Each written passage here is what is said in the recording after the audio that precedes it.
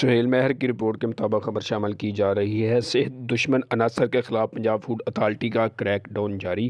Director general Punjab food authority Muhammad Asim Javed کی خصوصی ہدایت پر سیالکوٹ اور منڈی بہاؤالدین فوڈ سیفٹی ٹیموں نے سیالکوٹ لاری اڈہ اور کھوکھر پلازہ منڈی بہاؤالدین میں یونٹ پر چھاپے مارے۔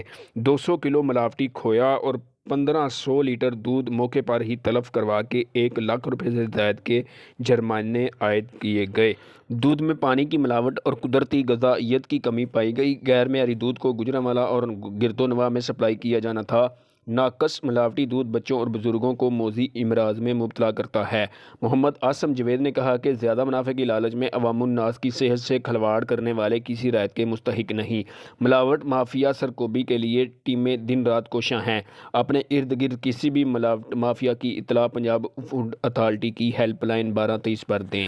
کیمرہ مین علی بٹ کے ساتھ سہیل مہر، نیوز 4 گوجرانوالہ۔